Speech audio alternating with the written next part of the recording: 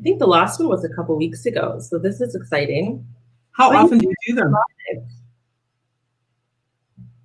there we go. All right, we are live and ready to go.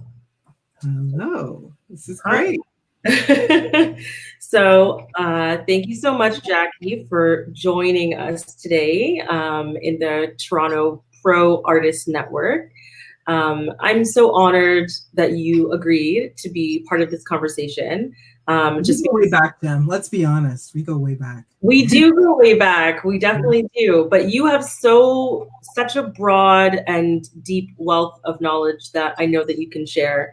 And you making the time to speak to us about it, I'm sure that everyone appreciates it as much as I do. So thank you so much for being here with us. No problem. I'm looking forward to this conversation. So yeah, absolutely. We can get started whenever you like. I mean, you had some really good questions. I did get a chance to look at them. Awesome. Yeah, so you can let me know when you want to get started, and we can go right into the first question if you like. Well, we can go right into it, but I would love for you to tell everyone about yourself and just what you so informed and such a great person to speak to the stuff that we're going through right now.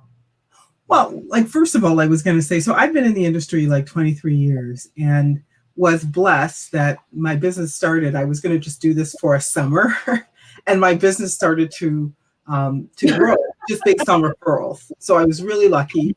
And one of the first people I got referred to was a makeup artist. And she introduced me to, now I'm going to completely date myself because the group she introduced me to was called the Artist Group. For those of you out there who remember the Artist Group, I'm sure you have very mixed memories about the Artist Group. In any case, she introduced me to the Artist Group.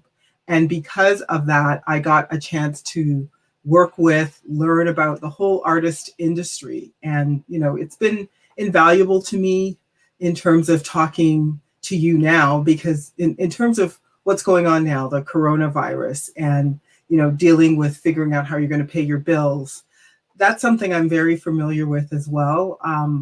I was lucky, and I'm lucky in my life many, many times. And one of the things that I was both lucky and unlucky about was having been raised by a single mom who, she's always been the person that was in my life that taught me from the time I was 7, never rely on a man, always have your own. She really wanted me to be financially, she wanted me to be an independent woman, and she modeled that behavior for me. And I'm grateful that she did, because she got taken away in her own life and in mine way too soon. She was only 36 and I was only 16 when she passed away. And all of a sudden I was thrust into the world of adulthood and making a lot of adult decisions and figuring out how I was going to, pay my bills, go through school. And that journey really led me to having a passion for finance and learning as much as I could about the subject. So I fast forward, I, got myself through high school, lived it with roommates,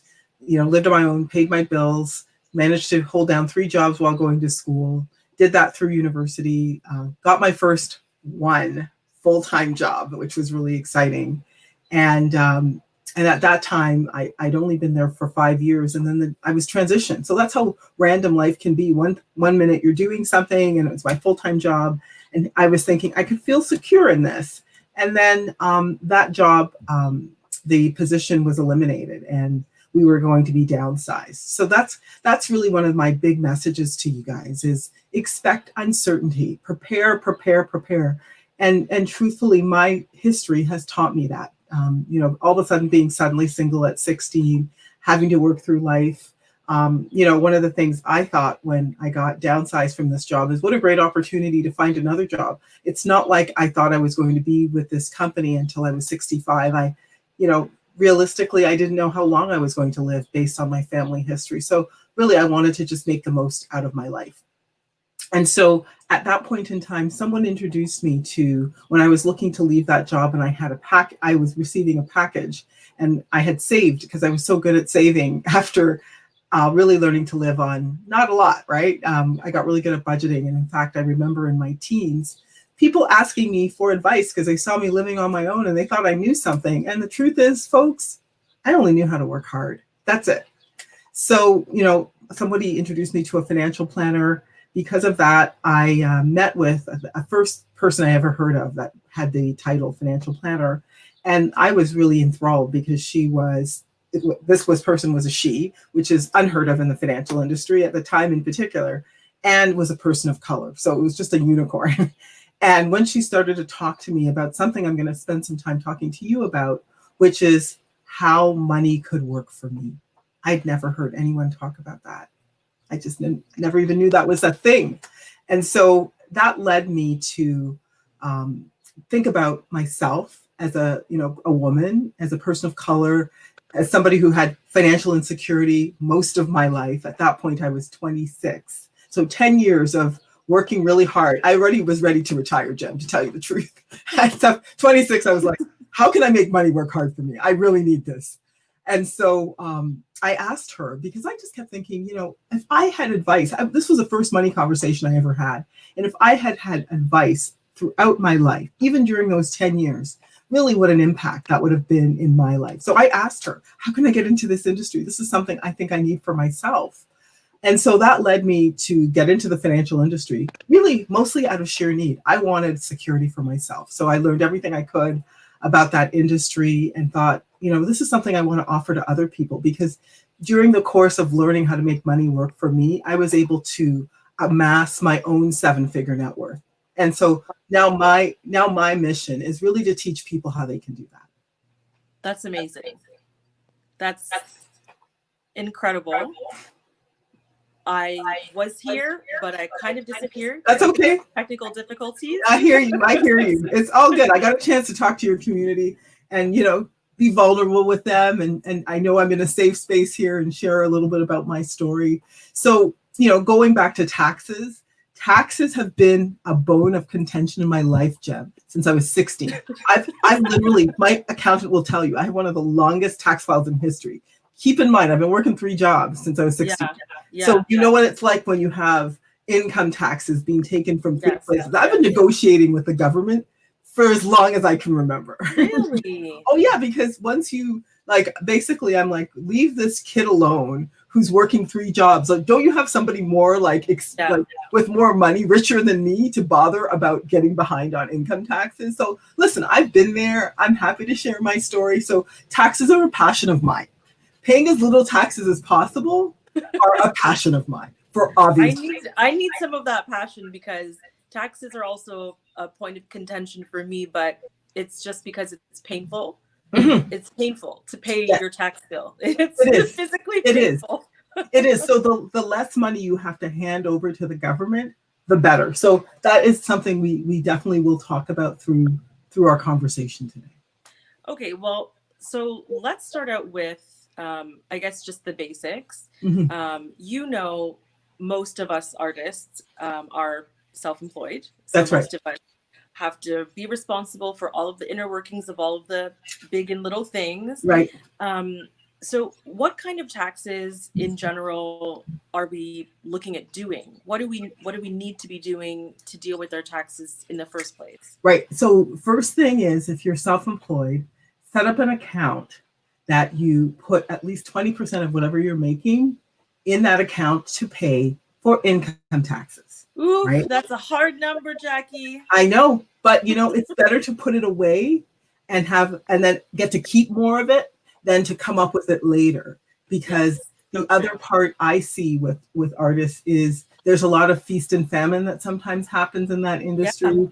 And people aren't prepared to have a stable, regular income stream. So those are some of the things I think really need to change. I've worked with a number of artists that do very well. And I think that's one of the biggest misconceptions out there, is that, being an artist means you have to be in a scenario where your life is unstable, your income is unstable. But what I do see is there's some level of fear around taxes. And it's not uncommon. And for all of you out there, I'm not judging. I'm just facting. This is facting. This isn't judging. This is facting. So facting really means, what I've seen is people will come to me with their receipts in a box. Yes. And they're behind 3 years. Okay. So not surprising. No, Yeah. No, I'm not surprised because I've heard the same, especially because I do classes on business for artists. Mhm. And this is one of the things that people are the most scared about. It's the business part of being an artist. Yeah. So having a business, registering a business, going through those steps, doing taxes, Yes. you know, that's So the scary part. it is scary, but consider you'll have, if you're self-employed, you'll have two taxes to pay. You'll have your income taxes to pay, Yes. and good idea as a rule of thumb to put away 20%. And we can always look at clawing that back, but plan for that. And then second is HST. If you earn over 30,000 with your products that you sell, you are going to have to pay HST, set up an HST number. So it's a good idea to get organized around that, just so that, again, you're not playing catch up with the government and being in a scenario where you owe for HST as well. So those are the two taxes if you're a self-employed person that you have to pay. If you're someone who's an incorporated business professional artist, then you have basically corporate taxes, the personal taxes to pay, and HST. So Okay, three. So let's focus on the individual person. Let's Yes. say you don't have a corporation, because I think Yeah. that So that's mostly I've fair. seen is self-employed people. Okay, so when you say paying HST for the products that we sell, you also mean Or services, products, Right. or service that you sell. That's correct. Yes. Okay. What about for those people who are making under $30,000 a year? Do they have to keep anything in mind regarding their taxes Well, or what you HST? Yeah, so if you're not making up to 30,000, then HST isn't an issue, but you need to be prepared to have a really good tracking system to show the government if all of a sudden they come in and audit you. And I can promise you, if the government comes in and audits you, you're going to write a check. They're not coming there and not getting a check. Yeah. So just assume you don't ever want to get to the point where the government comes into your place to say, I want to look around. So setting up that account, setting up the tax account, and also having, because sometimes I find artists don't necessarily have a business account. They might have a personal account that they run all of their expenses through. And so you can't have a personal account that's also mixed with business. You want to have, even if you're someone who you're considering your business a smaller, like a micro business right now, set up a separate account that you run personal checks, even if it's in personal checks, but everything related to the business is done through that account. So that way you can keep track of all of your business activities. Because keep in mind, when you file a personal tax return as a self-employed person, what you'll need to provide the government with is a statement of your business activities. That's actually what it's called, a statement of your business activities. So what were your business activities? Right. Some of them are things that you may not be tracking in that account, but it will be deductions you're entitled to. Like if you rent a portion of, your office, your, home or your apartment that you live in, a portion of it based on doing business there, you can write off, your rent. Or if you own a home, you can write off your property taxes and your mortgage interest and, your internet. So you're just tracking everything, having a business account. Even if it's an account you call your business account, it doesn't have to be the bank's business account, but you call it your business account.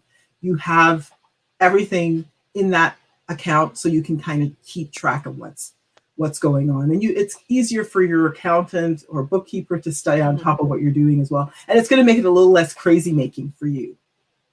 Okay, so I was going to ask you what some of your tips, would be.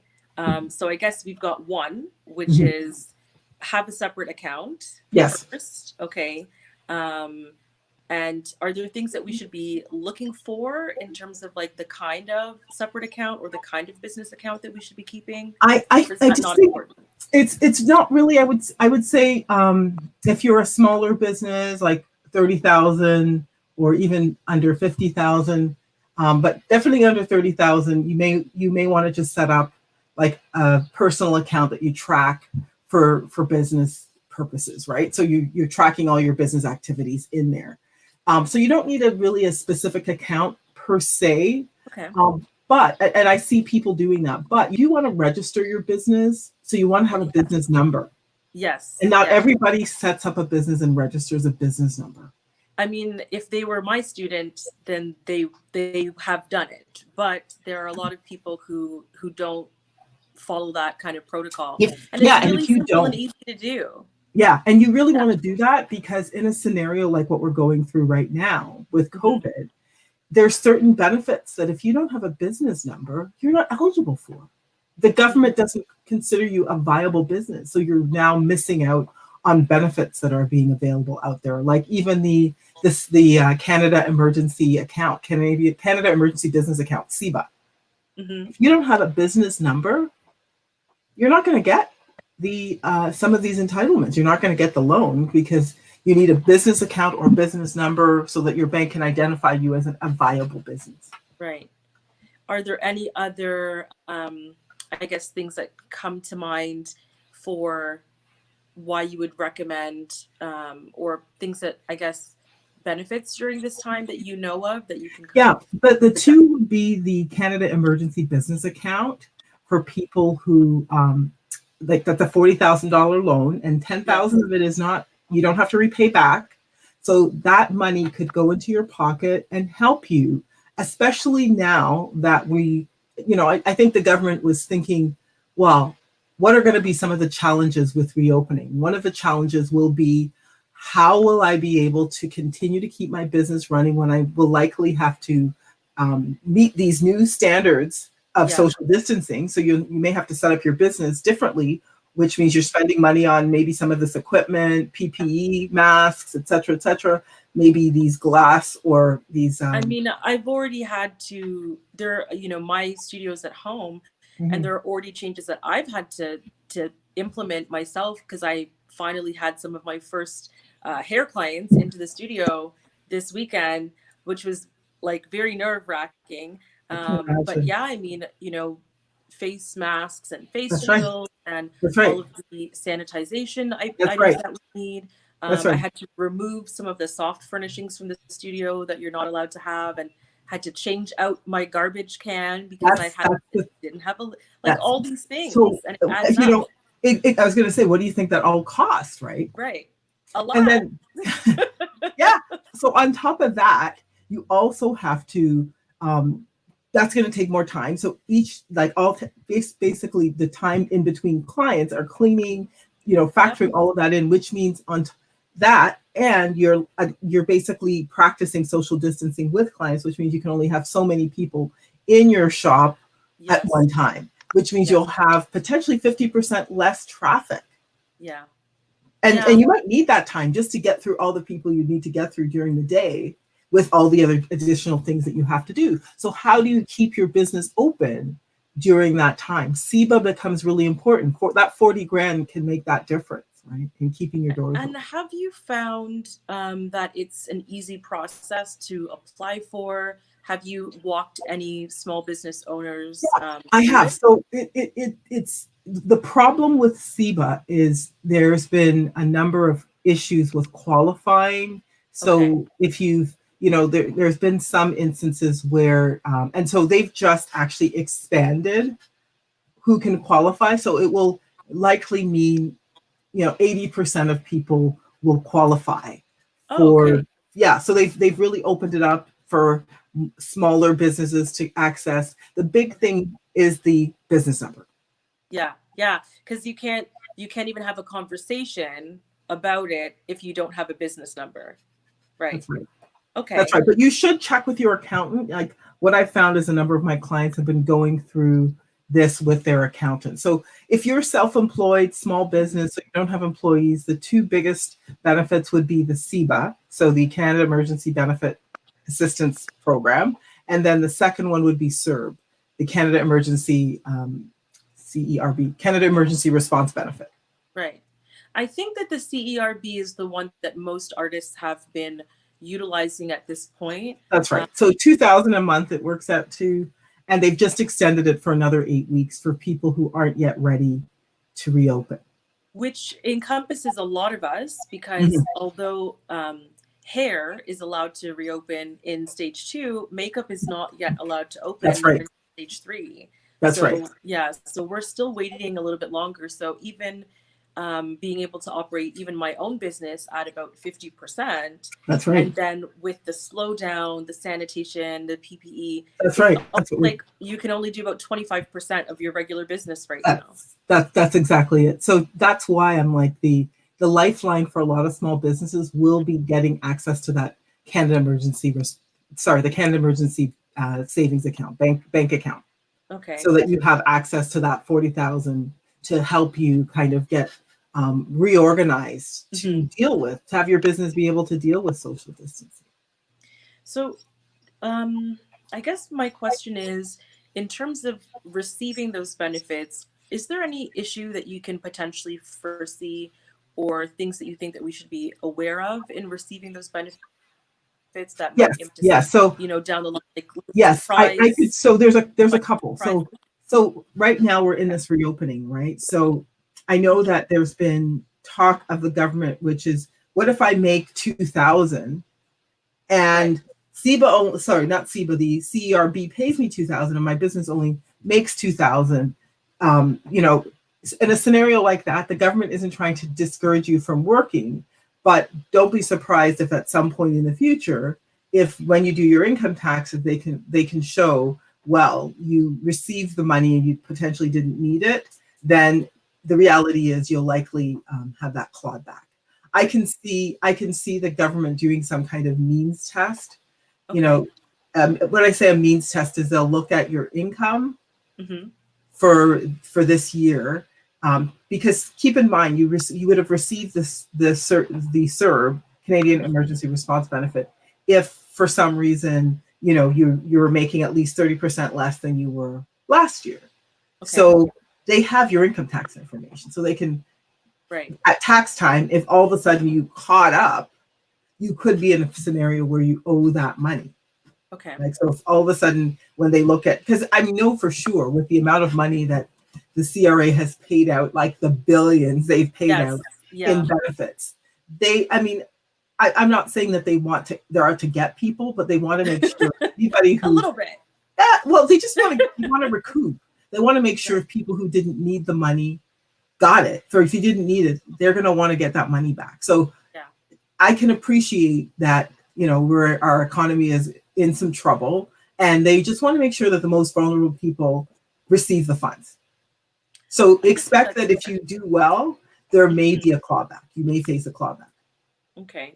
So I should only double my business in 2021. It probably is going to be challenging for you to double your business anyway, just based on social distancing. So, I think for the most part, especially, and I think, that's one of the reasons why I think the artist industry is uniquely challenged, just simply because they are in the personal services business, right?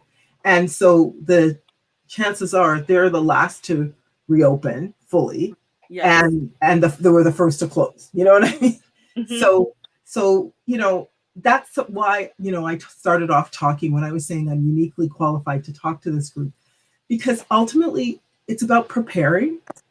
You know what I mean? And if you didn't get a chance to prepare, that's okay. We just move forward and we just look at how can we structure our business now, because we're here and there's nothing we can do about the past, but we have a lot of say in the future we want to create, Jen. So what do we want to create for the future we're building now? And that might look like, okay, I'm in this scenario where my business, I'm going to be operating only at 50%. What are some other things I can do to create another stream of income? Okay. So I think that that's a great point. And I know we had a quick chat, so you know that I've been working on something. So what are the suggestions that you have when you say that we should do? So it could be if you have an apartment. Again, no shame, no blame, right? Maybe taking a roommate to get an extra income, right? I lived with roommates for most of my life to do the thing I want to do, because it's not about right now. It's about the future you want to create. So if it's taking a roommate so you can sock away some extra money while you're living through this uncertainty, it might help you to sleep at night, sleep a little bit better at night. It might be renting out your basement if you own a home, So you can create some rental income there. It might be thinking through what are complementary businesses to the beauty industry that I could be doing. And it could be repping, like a number of the artists I've worked for rep beauty companies. Right. And I've definitely seen a spike in that as well. In our local industry is artists who are selling product for That's right. other, aesthetic, skincare, makeup type companies. Exactly. Right. Maybe I could become an influencer. I'm out there doing makeup, and maybe I could be blogging or becoming an influencer in those areas as well. I just want you to think through, because, we can't control a pandemic, but the truth is we don't know what the future holds next door tomorrow either, right? So the best way to guard against that is to insulate your finances as much as possible. I call it building a financial fortress, building a fortress of some kind around your finances. And that means, putting yourself in a scenario where you're having to pay out as little as possible toward debt. Mm-hmm. So what's the interest rate you're paying on your debts? This is a really good time to look, because that's the other thing people sometimes fear. I'll often ask people, well, what are you paying on your debt? What's the interest rate? I have no idea. I don't know. Okay. Mm-hmm. So what are you paying interest-wise? Because here's the opportunity that we have going right now. Because of COVID, a lot of companies, a lot of the finance companies are willing to negotiate with you on a lower interest rate on the debt that you're paying. Okay. You can also shop around. I've used this very well with people who are trying to get out of debt. A number of companies will offer a short-term rate decrease. Okay. So if you it's called a balance transfer. You can transfer your balance from one company to another for 6 months, 9 months, or a year at like 1% or 2, and that might help you to focus on paying off other higher interest debt. And it's typically, if you Google balance transfer, you'll find some offers. All that needs to happen is your credit needs to be strong. So everybody on this phone call or this Zoom call or StreamYard call should check their credit. And you can do that for free through Borrow Well, or you can do that for free through Credit Karma. I tend to prefer Credit Karma only because a boss lady owns that company. So really, I mean, I like Credit Karma just because it's on my phone. Yes. And it's really easy to just put your thumb there and check. But I actually was going through a process of rebuilding some of my credit post student loans. Yes, of course. So for the last couple of years, that's been something that I've actually been I've honed in on. It's been looking at my credit score and that's looking good. at those things and interest rates. And I actually went through that process too of transferring a balance to like a 1-point-something% kind of card so that I could move things down. So I totally see that. I think that that's a great idea too. Are there other like tax saving, I guess, or money saving ideas? Yeah, absolutely. I'll give you a few. So that's one is to check your credit score, see how creditworthy you are. You want to do everything you can to build up your score to at least 650 or more, or else the banks will not look at you. And if you need anything in your life, you need the ability to borrow other people's money. Right. OPM. Other people's money. Really important. I love that. Okay. So keep in mind, because if you want to buy a house and invest, buy rental properties, other people's money is essential. So do everything you can to build and protect your credit.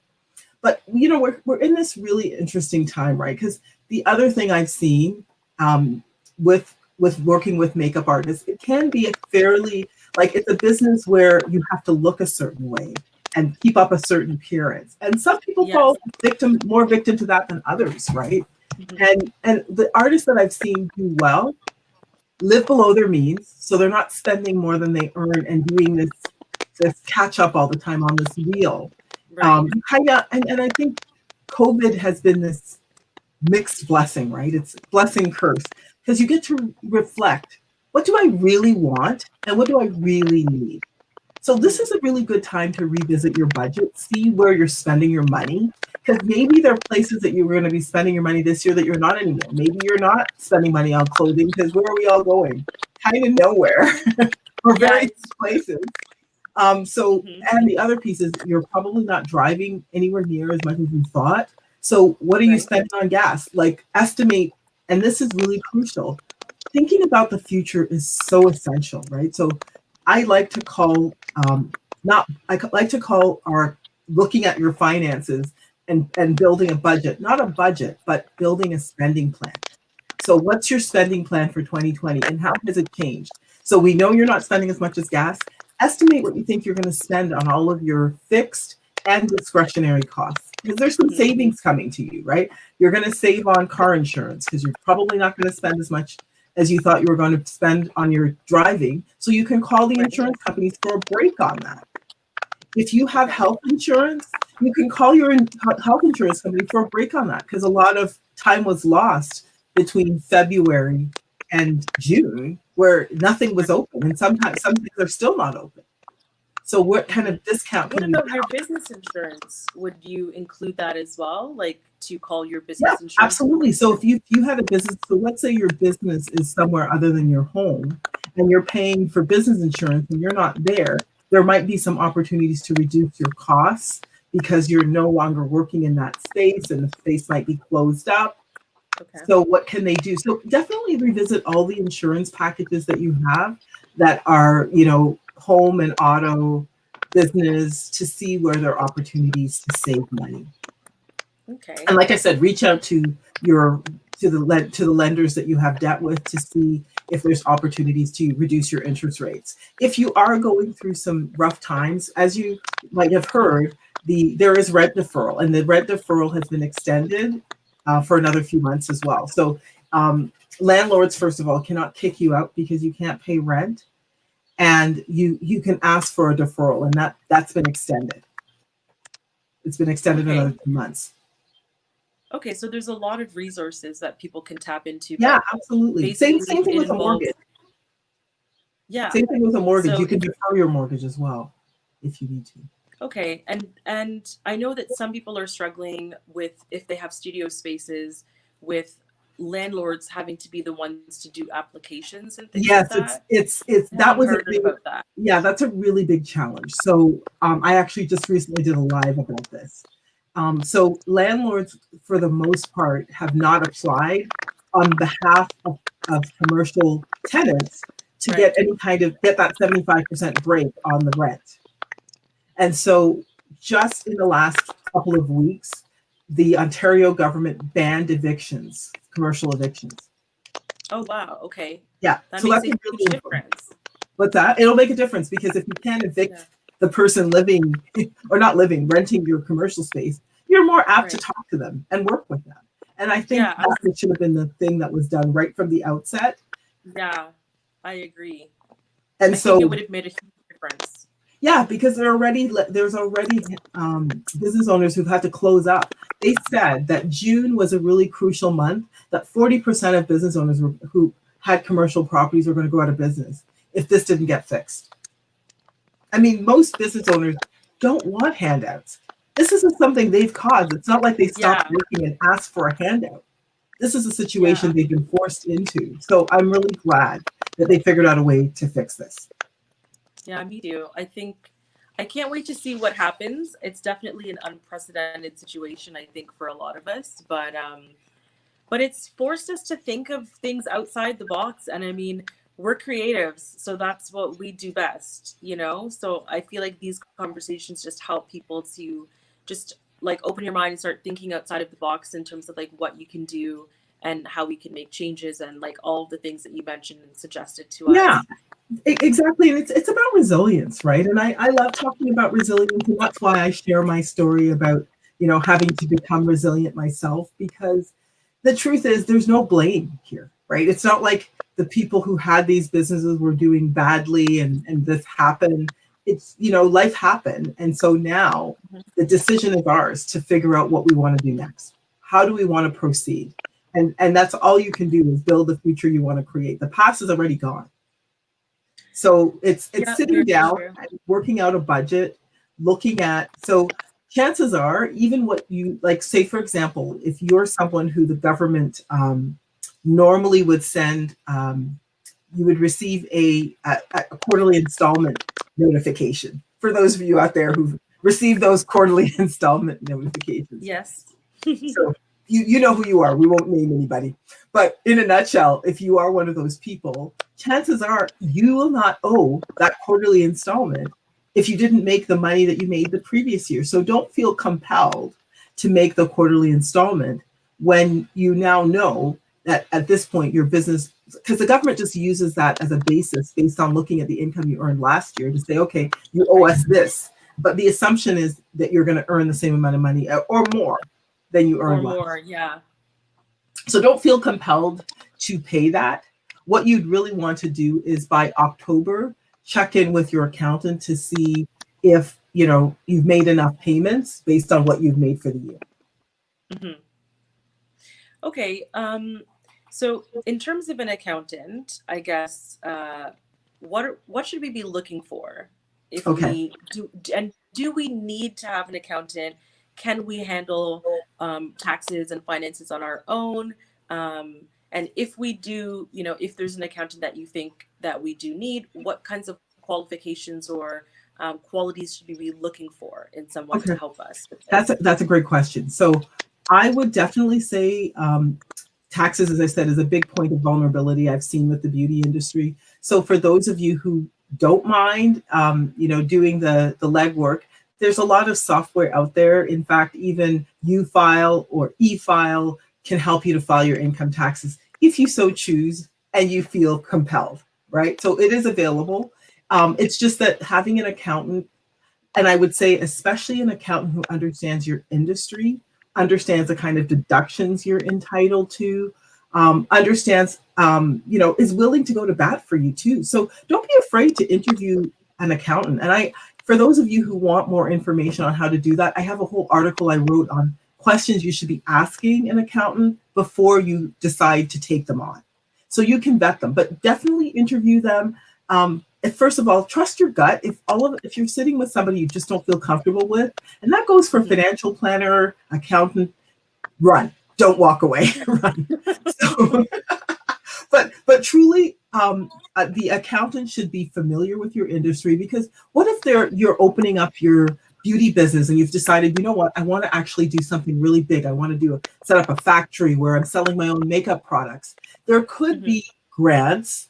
There could be benefits that you're entitled to, or that you could get based on the accountant having an understanding of the industry you're in and what you'd be entitled through credit programs and government programs.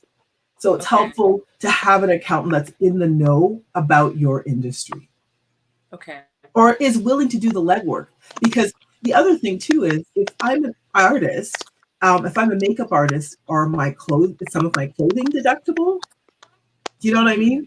If you have an accountant that's not familiar with your industry, they might not know that. And then you might have arguments about what's deductible and what isn't, because they're not familiar with your industry. Okay. So find somebody. Of course, we don't want to have those arguments. We just want someone who knows, who can show us and tell us. That's right. And then this is the other thing. Be aware when you're dealing with an accountant, if you're dealing with an accountant I call a filer of your taxes versus an advisor of your taxes. Okay. So here's a hint. A filer, you only meet with once a year. You bring them maybe the shoebox or whatever you're bringing them, and they do your taxes. Duffel bag. A duffel bag. Exactly. We won't name names here for the guilty, to protect the guilty and innocent. So if you're dealing with a filer, they only see you once a year. You come in, and typically it goes something like this. This is what you owe. And you get surprised, and maybe you're a little bit annoyed because you didn't have any sense that was the check you were going to be writing. And then he says, or she says, see you next year. Hint at the filer.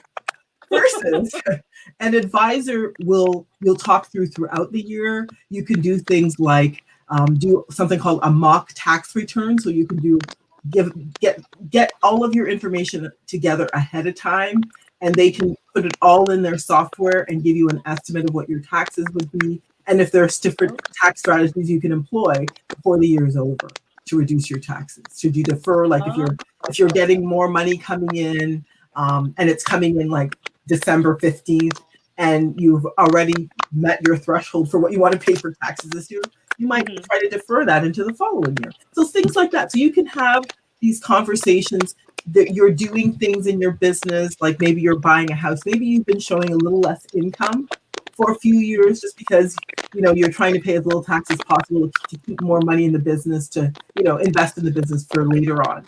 But then you want to buy a house. If you want to buy a house, you need to show a certain level of income. Like the government wants, the banks want to show that. So if you're having these ongoing conversations with your accountant, they would know that you want to buy a house. So that then they could say, Jem, listen, we can't keep, over the last few years, we've been, reducing your income. You tell me you want to buy a house for $700,000. You're going to have to pay more taxes this year. So we can start showing that you can make enough money to support the investments that you want. Okay. Correct. So ongoing conversations is a really crucial thing when you're dealing with taxes. So do your best to not try to have these kinds of conversations with your accountant at tax time. No accountant wants to have all of this information at tax time. You want to actually, this is a good time right now to reach out to an accountant and start having those conversations, looking at your taxes. Especially if you're behind, getting you caught up and having those discussions on what's the plan for the future. Okay. And I love what you were saying about having those conversations well before tax time. Oh, yes. Actually have it's almost like a strategy session. That's correct. Right. So to then plan for the future, so you're not going to be hit with a huge bill and go through the mental anxiety and the stress of all of that stuff. And I think that's the first time I've heard someone say that, really, to sit down and deal with that so much earlier than we think we should. Yeah, 100%. Because the definition of insanity is doing the same thing and expecting different results. So if you go to your accountant every year and you're upset, and then the last and you're upset and your accountant, and truthfully, people consider accountants like they consider breaking up with a partner. It might just be too much effort. Do you know what I mean?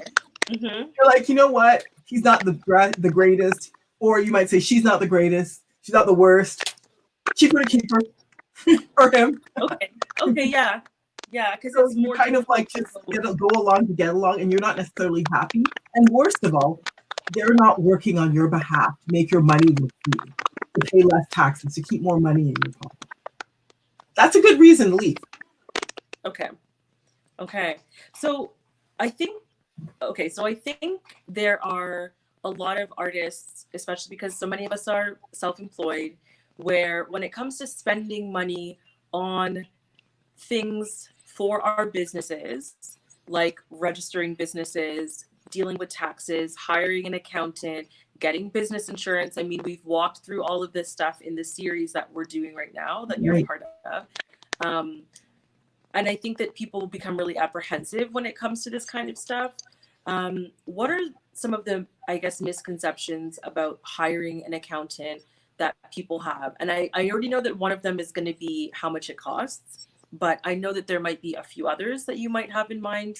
What do you think they are? I think that people might feel that person, they're not going to be able to relate to the accountant. Maybe they feel that they'll be judged by the accountant. So, let's go back to that scenario where you're the person who has your shoebox. You didn't get your receipts organized. You didn't get anything organized. And here you are having somebody go through your financial life, right? Yeah. Someone who you don't know very well. And it might be an uncomfortable scenario. It might be an uncomfortable feeling. It might be an uncomfortable situation. You might feel judged and you might feel talked down to. And all of those things don't make people want to run to deal with their income taxes, right? Right, absolutely. So really what you want, like I said, and one of the reasons, Jem, I call myself a confidant is that I want people to know, first of all, I talk about my financial truths so that they can feel comfortable talking about their financial truths and that they know that they're in a safe space for us to talk about it. It's just what it is. That's why I'm like, this is a fact. It's not a judgment. It's just, this is the fact we're working through. That's your financial fact right now. It doesn't have to be your financial fact in the future. This is what we're dealing with right now. But what are we going to do next? That's really the crucial question I think everybody out there should ask themselves. This is what happened, but what are we going to do next? And so that's the kind of attitude you want when you're working with an accountant. the other thing you want is somebody who's not only not going to talk down to you, but are going to speak to you in plain language. Yeah, that's Like, a big one.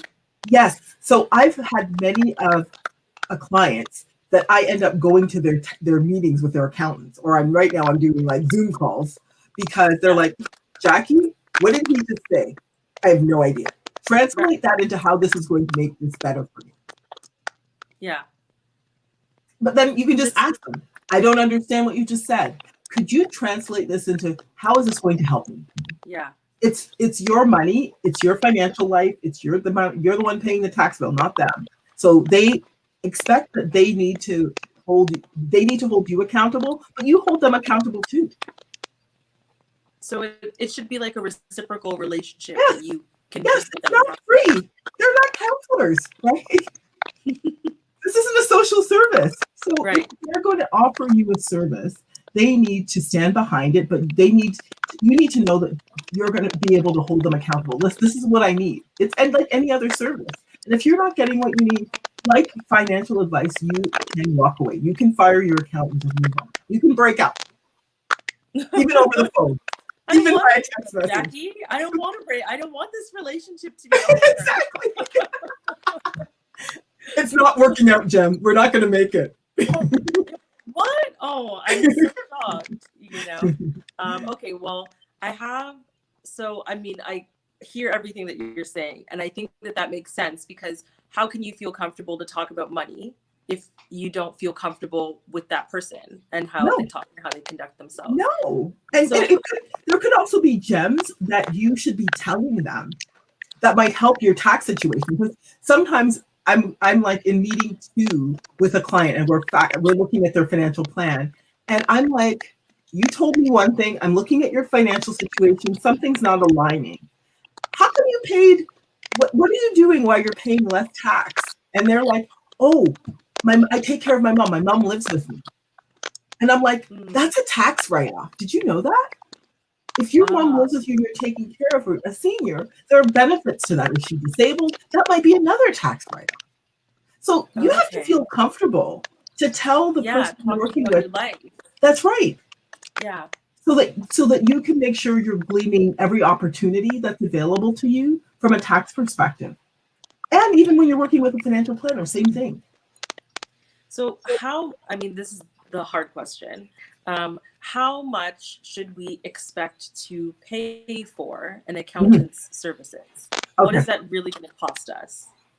It just depends. So how complicated is your business? Do you do your own bookkeeping? For example, there's a lot of bookkeeping software, and it's probably a good idea, especially at the self-employed level, that you do your own bookkeeping. FreshBooks for artists is a great soft bookkeeping tool.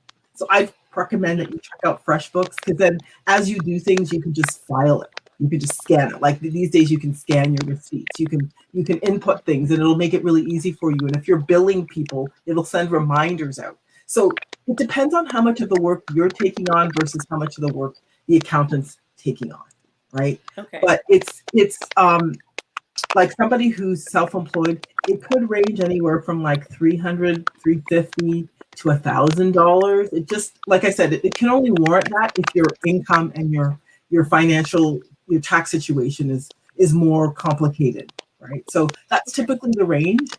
How much income are you earning? How complicated is it? How much work have you done? Are they, like I said, having to go through your information from the shoebox? Because that's time, right? Time's money. Right. So how organized are you? All of those things will, like, do you just have one business? Right. Okay. Or if you're operating multiple streams that we have income.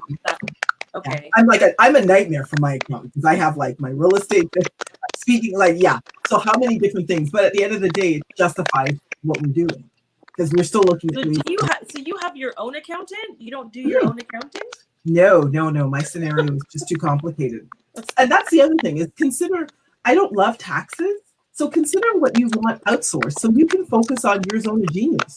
Like, so if taxes isn't your zone of genius, you already know it causes you fear and anxiety, just find somebody, because is that the best use of your time when you could be figuring out a way to make more money? Right. So that's not the best use of my time. I have an accountant, And they're working with, okay, I have strategies to pay less tax. Now let's put it all together and make sure we've thought through everything. So they're like my partner in my business. Okay. I like that. They're like a partner in your business. Yeah. I really literally never thought of that before, but I love that. I've never heard that expression. That's really, I'm going to keep that in mind. If we ever break up and I have to find a new partner, that's what I'm going to be looking for. I get it. We had a good ride, Jim. This was a good time. But, some things come up and then you got to go on. But no, I think it's a really important thing. Consider people who are your advisors, partners in your business. So you'd want to suss them out like you'd suss out any partner. You'd want to vet them like you vet any partner, because this, if done well, is a good long-term relationship, right? Mm-hmm. Okay, so you need a banker, you need a financial planner, you need an accountant. These are all partners in your business that should be helping you so that you can focus on your zone of genius, which is making more money for the business. Okay, so we need a full team of people behind us, and you've given us some criteria so we understand what we're looking for and how to vet them. What about yourself? How can you help us? I mean, I already know you are extremely, extremely qualified, but I thought you might want to speak to it. How can you help us to navigate our taxes and finances, for our businesses and ourselves? Yeah, I think my zone of genius is really about putting everything together. So people have their financial life in pieces, right? So they have their income, their income, they have their will, they have their debt, they have their insurance, they have everything, but they've never looked at all of their documents all together.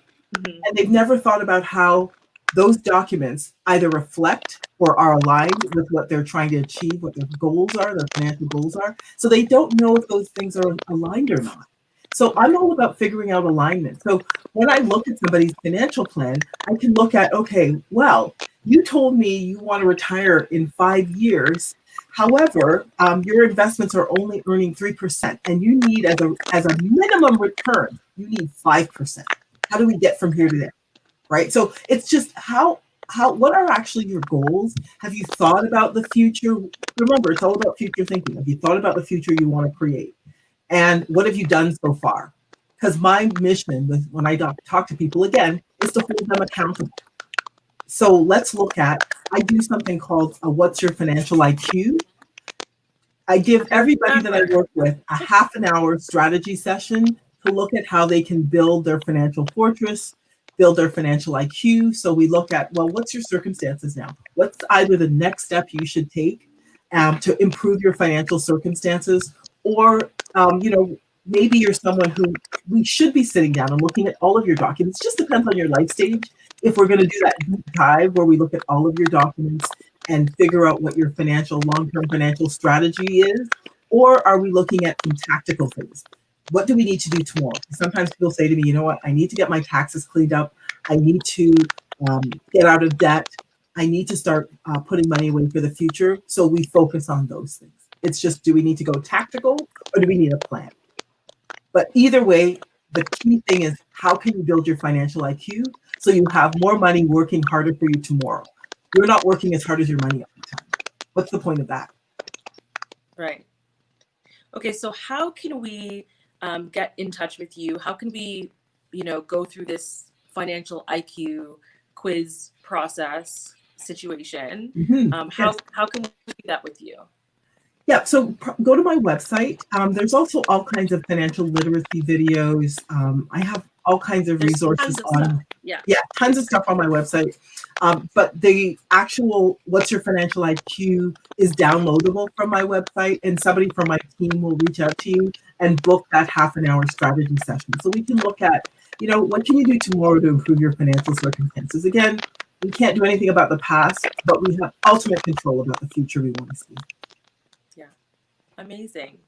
Well, thank you so much, Jackie, for your time. I'm going to make sure that I include, of course, and I already have, but I will again, all of your contact details, website info, LinkedIn, Twitter, Facebook, Instagram, so that people can hear from you, see more about you, what you do, and reach out to you for your abundant amount of knowledge in this sector. So I just really wanted to say thank you so much. Oh, you're so welcome. I was going to mention as well, if there's anybody that's in your stream that are interested, I do a live every Wednesday, and I'm going to be doing a live, not this coming Wednesday, but 2 Wednesdays from now on the reopening and how they're dealing with the reopening. I'd love to celebrate their business. I have about 2,000 contacts on Instagram. So, and I share it on all of my other contacts as well. But if they're prepared to talk about how phase 2 is going for them, I'd love to have a conversation with them and just help everybody understand a little bit more what it's like to be a personal artist and deal with this.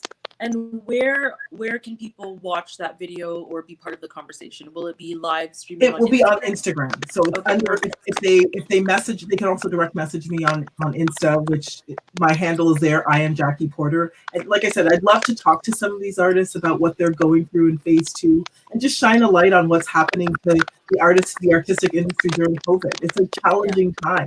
So anything I can do to support, I'm happy to do that. Oh, that's amazing. We appreciate your time and your energy and your empathy and your knowledge. So I just want to say thank you so much again, Jackie. I will be there for your next Wednesday conversation with Yes, chime in. Please do. Awesome. Well, thank you again, and I'll talk to you soon. Bye now. Bye. Thanks, everyone. Happy Canada Day.